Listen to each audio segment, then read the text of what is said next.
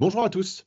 Nous nous retrouvons pour un premier épisode pour vous présenter l'intérêt de la démarche de la stratégie financière pour les collectivités à travers des cas concrets.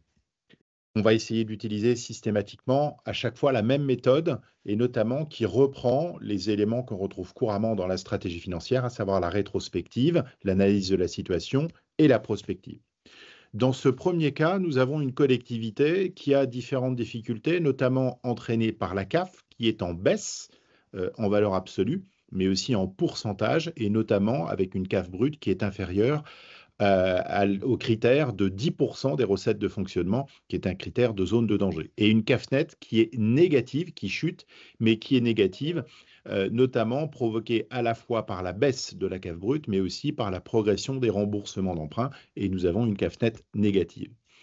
La situation, elle était entraînée par quoi? Ben, notamment par des éléments qu'ils ne maîtrisent pas, la valeur cadastrale sur la collectivité et les taux d'imposition qui n'ont pas été changés depuis plusieurs années, voire on était, je crois, à 12 ou 15 ans, alors même que le périmètre des services publics avait augmenté. Et on remarque donc que le montant des impôts prélevés sur cette collectivité par rapport à des communes comparables était très faible. Donc, il a fallu qu'on mette en place un certain nombre d'actions.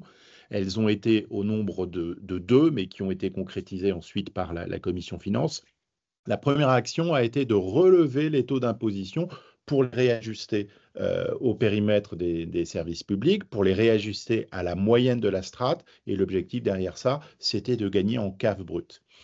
Le deuxième a été de renégocier les emprunts pour les étaler sur une période plus longue. Et là, notamment, ça a été de gagner en CAF net parce que, notamment, la collectivité était contrainte d'investir et que, compte tenu de sa CAF, elle était aussi contrainte de financer ses nouveaux investissements par des emprunts. Tout ça, bien, il a fallu le passer par de la pédagogie, par une présentation à la commission finance, où on a fait la présentation en trois temps. Le premier, ça a été un rappel de la pédagogie, comment fonctionne une collectivité. Le second, ça a été la présentation de la rétrospective, la situation de la collectivité. Et puis ensuite, ça a été validé par la commission finance. Et entre autres, nous avions avant cette intervention une adjointe qui avait comme totem le fait de ne pas toucher aux impôts et qui, à la fin, disait: mais pourquoi est-ce qu'on ne l'a pas fait plus tôt? Voilà, quand il y a de la pédagogie, on comprend mieux. Les résultats de tout ça, eh bien, c'est qu'on a actualisé complètement les taux d'imposition qui ont complètement progressé. On est maintenant désormais sur des niveaux d'impôts qui sont comparables, voire même supérieurs entre guillemets, aux communes d'une certaine taille. Et tout ça, ça a permis quoi? Eh bien, d'arriver aux objectifs que l'on s'était fixés. Le premier, c'était la consolidation de la cave brute. On voit bien qu'elle passe de 50 000 euros à 400 et quelques mille euros en l'espace de 4 ans. La cave nette, par le double effet à la fois de la consolidation de la cave brute, mais aussi par rapport au remboursement des emprunts. Et tout ça, ça permet, compte tenu que les ratios s'apprécient en fonction de la base, d'améliorer le taux de désendettement. De 25 ans, il passe à 2 ans et demi.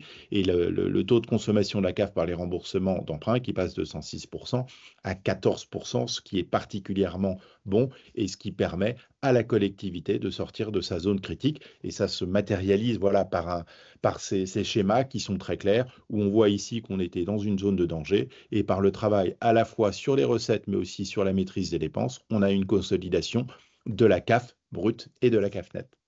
Merci à tous, très bonne fin de journée et j'espère au prochain épisode. À très bientôt. Merci, au revoir.